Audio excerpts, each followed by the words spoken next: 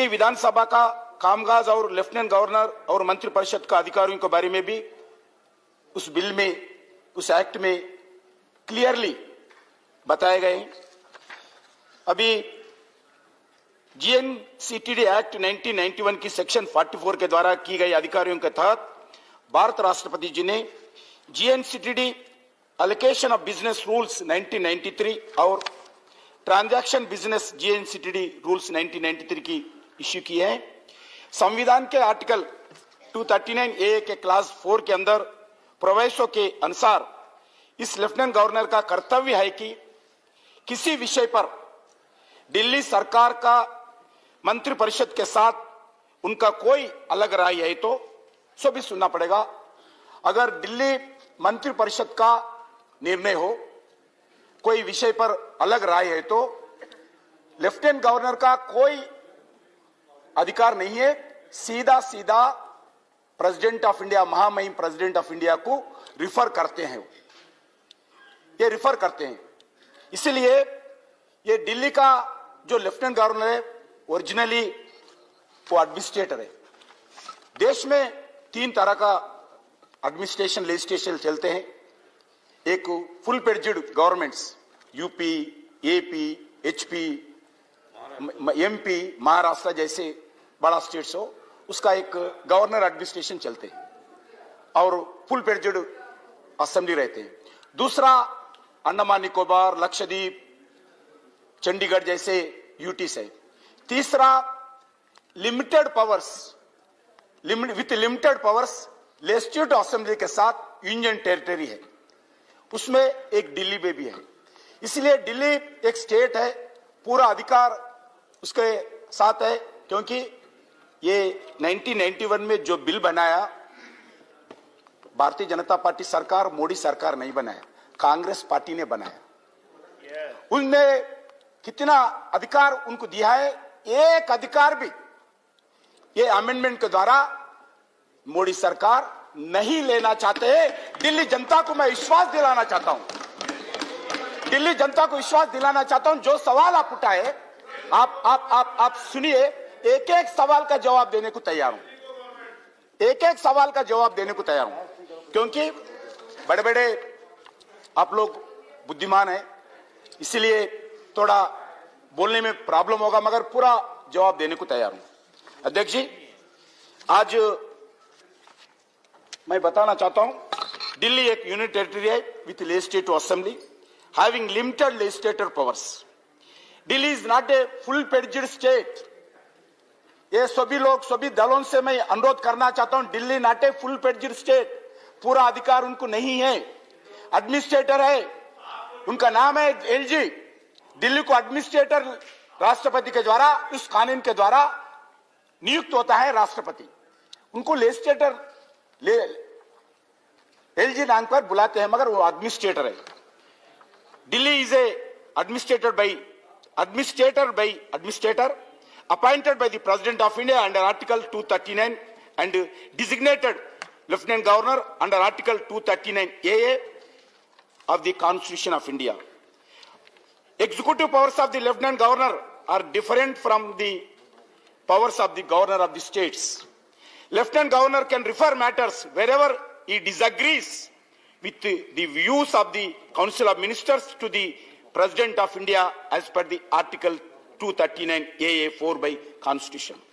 Delhi Assembly can make laws on all subjects in the state list and the concurrent list except public order, police and land.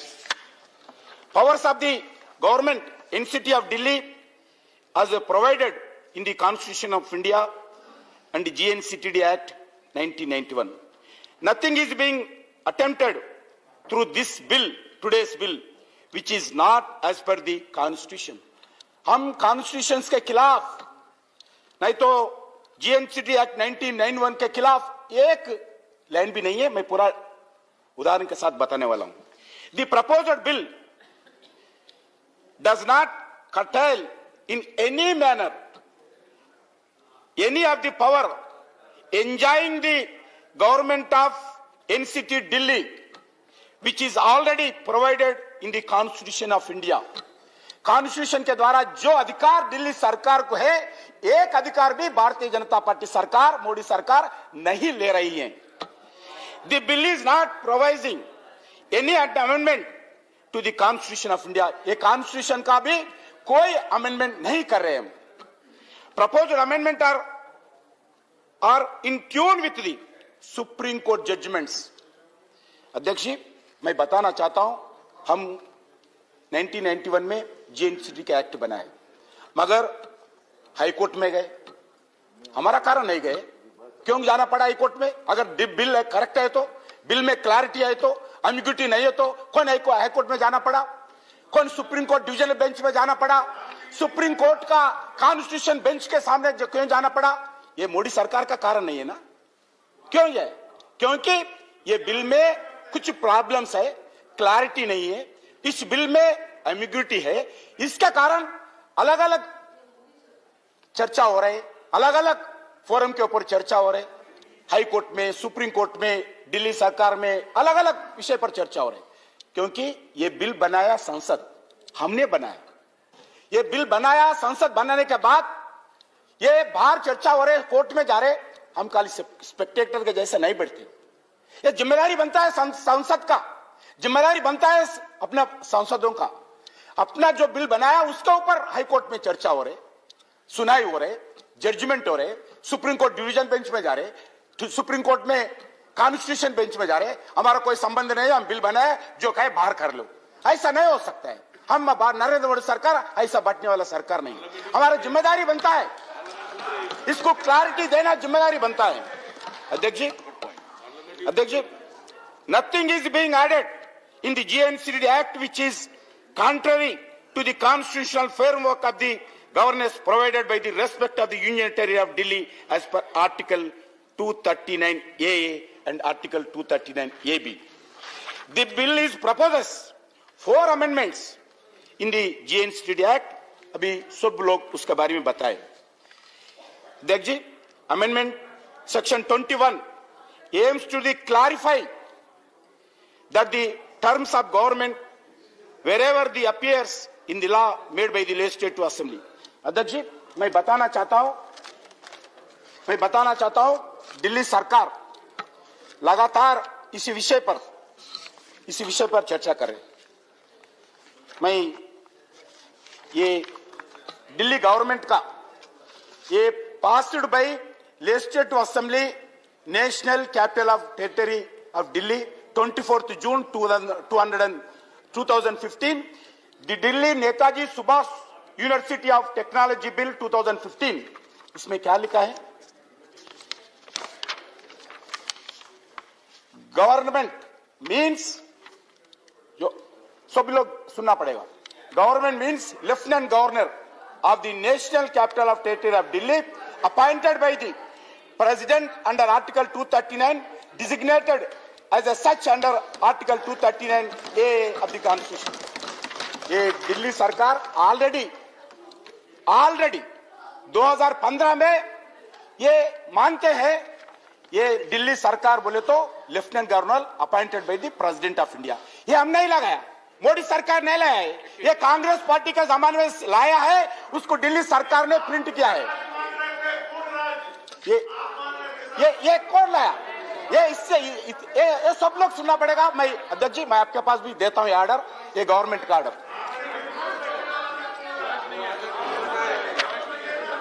दूसरा, general classes act, उसमें page number 2 definitions में, general definitions में सभी लोग हम ही constitution, doctor बाबा साहब अंबेडकर का constitution को भारतीय जनता पार्टी सरकार, मोदी सरकार पहले ग्रंथ मानते हैं। हम कॉन्स्टिट्यूशन का पहला ग्रंथ मानते हैं। अब सब लोग सुनना पड़ेगा, इसलिए सेक्शन 3 8B के अंदर, सेक्शन 3 8B के अंदर, 8 के अंदर सेंट्रल गवर्नमेंट, जनरल क्लासेस के अंदर सेंट्रल गवर्नमेंट बोलो मीन्स, सेक्शन 3 8B के अंदर means central government shall means the president. हम नहीं लिखा है, ये कॉन्स्टिट्यूशन में है। मोदी सरकार नहीं लिखा है, सुनना पड़ेगा।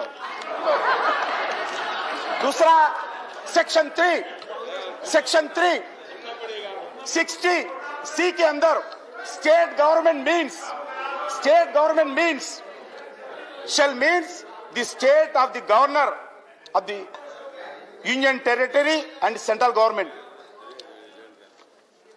ये गवर्नमेंट मीन्स पूरा डिटेल इसमें है।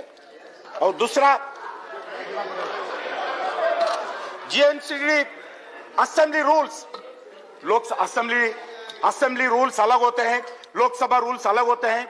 जब 1991 में एक्ट बनाते वक्त कांग्रेस क्यों नहीं सोचा ये बात? बोलो, क्यों नहीं सोचा कांग्रेस पार्टी? हम नहीं बनाया। This is the government of national capital territory of Delhi act 1991। इसमें सेक्शन 18 के अंदर power privileges except of the members. सुनिए, power privileges sector GNCD assembly rules में 2 जनवरी 1992 में इस रूल्स को घोषणा किया है, बनाए। उसमें सेक्शन 18 के अंदर पावर प्रिविलेजेस एक्सेप्ट अंदर पॉइंट 3 के अंदर in other respects the powers, the privileges, the immunities of the legislative assembly and of the members of the committees thereof shall be such as per the time being enjoyed the house of the people and its committees and जो peoples house of the peoples है, वैसा ही दिल्ली सरकार का committees और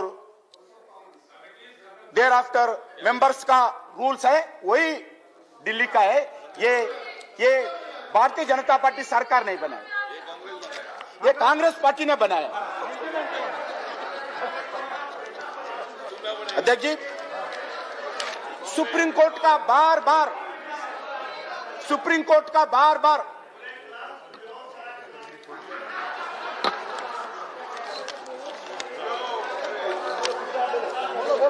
बोलो Debra Oberoi जी, माननीय सदस्य, आपके द्वारा डेबरा ओबराय जी को मैं रिक्वेस्ट करता हूं, बार बैठे थे, उनका पार्टी का जो कृपया सबसे आग्रह है मेरा, बैठकर ना बोले। अध्यक्ष जी डिस्टर्ब नहीं करना चाहिए, आपको मेरा संरक्षण चाहिए।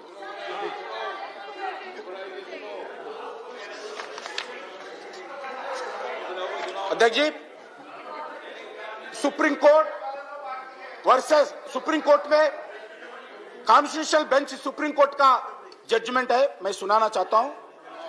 Article 239A and Article 239AB read with provisions of the GNCTD Act 1991 and the corresponding 1993 TBR indicates that the Lieutenant Governor, being the administrative head, shall be kept informed with respect to all decisions taken by the Council of Ministers. It is imperative so as to keep him apprised in order to enable him to exercise the powers conferred upon him under Article 239AA4 and proviso thereafter. दूसरा, supreme court constitutional bench judgment का 2018 का दे रहा हूं, 2018 का page number 796। The scheme as delimited by the 1991 Act and the 1993 rules clearly indicates that the Lieutenant Governor has to be kept informed of all the proposals. Hear me.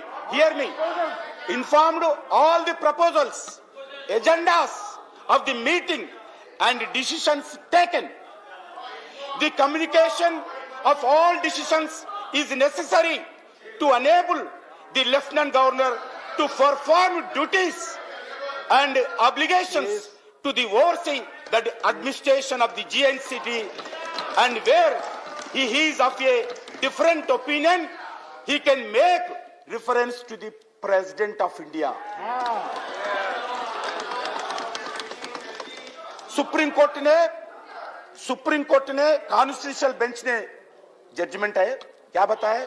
Information देना है, decision से पहले देना है, agenda बताना है, उसके बाद कोई डिस्प्यूट है तो प्रपोजल्स भी, अगर कोई डिस्प्यूट है तो वो lieutenant governor president of India को भेज सकते हैं। दूसरा और एक जजमेंट सुप्रीम कोर्ट का और एक बताना चाहता हूं, वेयर ये पेज नंबर 378 में state of NCT Delhi versus union of India, where lieutenant governor differs with the his minister